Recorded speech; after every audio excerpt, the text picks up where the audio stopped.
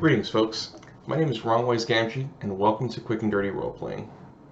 In this video, I want to talk about the pioneering spirit of two instrumental individuals within the tabletop role-playing hobby, Dave Arneson and David Wesley. I recently saw a documentary called Secrets of Blackmoor: The True History of Dungeons & Dragons, Volume 1, which went into the development of tabletop role-playing games as we know them today. Despite popular belief, it did not start with Gary Gygax creating Chainmail and, by extension, Dungeons & Dragons. Before watching this film, I was made aware of a wargaming system called Kriegspiel that was first developed by the Prussian army in the 19th century to teach battlefield tactics to officers. In my mind, Kriegspiel was the progenitor of the tabletop role-playing game. In the film, however, Dave Wesley and a couple of other individuals had checked out a book from the University of Minnesota called Strategos, The American Game of War, by Charles Adiel Lewis Totten, written in 1880, containing 348 pages of rules.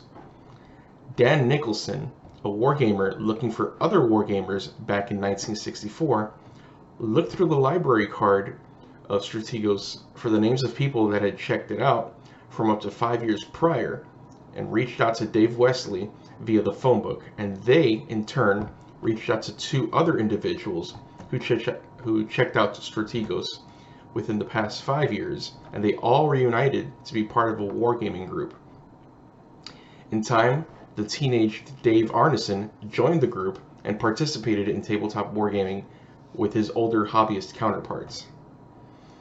Both together and on their own, the two Daves reinterpreted and tinkered with the Strategos rules, and in doing so, more and more gaming systems emerged to handle different and ever-expanding aspects of wargaming, not only from them, but from their wargaming group, which came to be known later on as the Blackmoor Bunch. Dave Wesley makes a game called Braunstein, the world's first role-playing game, ? Which centers around each player playing the role of a particular character in the village of Braunstein, including the castle that houses Braunstein University, during the Napoleonic Wars. These characters are notable movers and shakers and have their own agenda. In the first iteration of Braunstein, Wesley handed out these pre-generated characters to each player and basically told them to have at it. Despite seeing the game go out of control and having stuff happen away from his presence, the group had a lot of fun interacting with each other as they worked on accomplishing their characters' agendas to some degree or another. Further iterations of Braunstein were made to tighten the rules and expand into different towns, and a variant of Braunstein called Brownstone, the Western RPG, was created by Dwayne Jenkins. More time passes, and many gamers from St. Paul, Minnesota meet up at the second Gen Con in Lake Geneva, Wisconsin, organized and hosted by Gary Gygax. David Wesley meets up with other groups within his area, discovering that there are other groups like the Blackmoor Bunch who get together and play tabletop war games, as well as other individuals who make their own games, such as Mike Carr, the author of Fight in the Skies, a war game centered around fighter-plane combat. Gary Gygax and Dave Arneson worked together on a Strategos variant for a naval combat in the Age of Sail titled Don't Give Up the Ship, or D-Guts.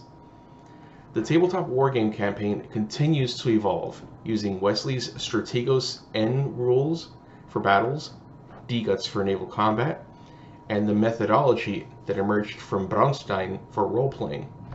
In fact, the gameplay methodology that emerged from Braunstein was role-playing. Though I've so far very briefly described the highlights from the Secrets of Blackmoor documentary, what I'm trying to impart on my audience is how the Daves, Arneson and Wesley, along with their contemporaries, discovered an old set of rules for wargaming and tweaked them to make the game their own.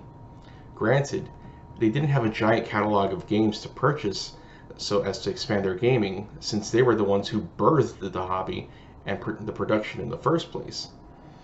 But that doesn't mean that we had to be at the dawn of the hobby in order to have that pioneering spirit of taking something and reworking it to make it our own, or taking lots of somethings and making an amalgamation that's greater than the sum of their parts.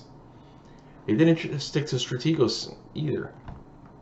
They got their hands on whatever they can get their hands on, whether it was from other games or other books about the subject matter that a game may cover, and working it into new works.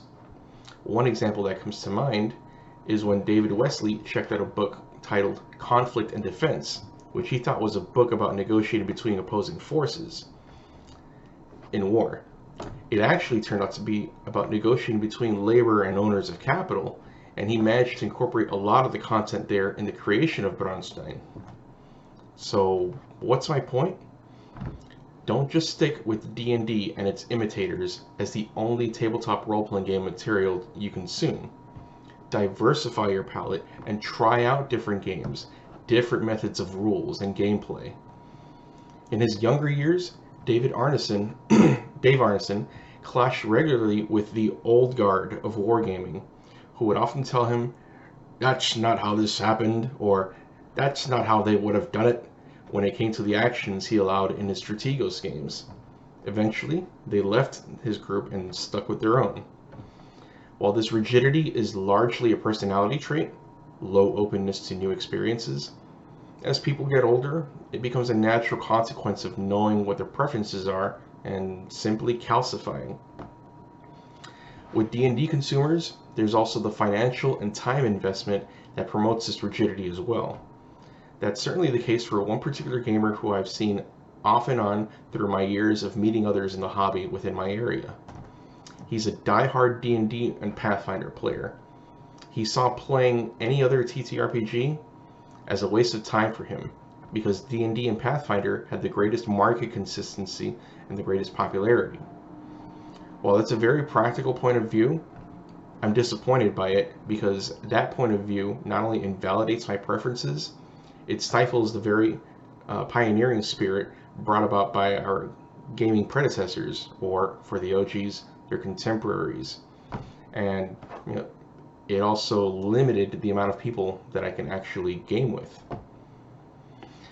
I get that at some point we settle on our games of choice, but we do future generations of tabletop role-playing game pioneers a great disservice when we don't encourage their creativity and instead resorts to granting them our wisdom.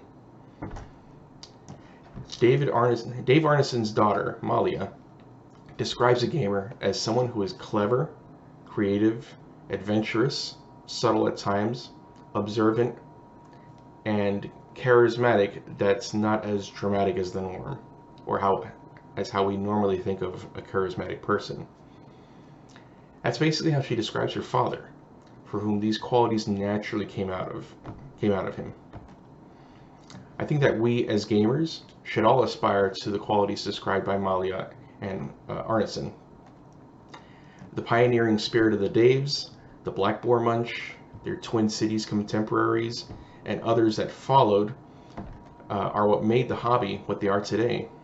They never let an old guard push them around about how their way was the only legitimate way of wargaming.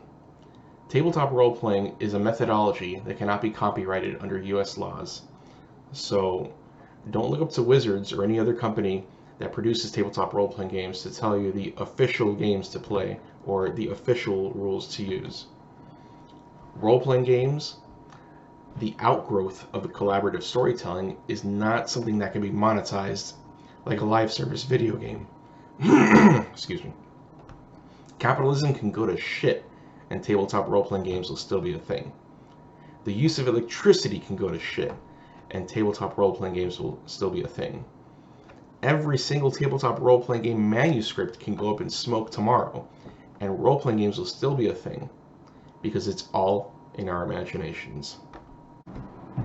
If you like or dislike anything you've seen in this video, please give it a like or a dislike and leave a comment. Subscribe if you want to support my channel, and if you really want to support my endeavors, head over to my Patreon and become an appreciated trooper. The link is in the description. Until then, folks, take care and play to find out what happens.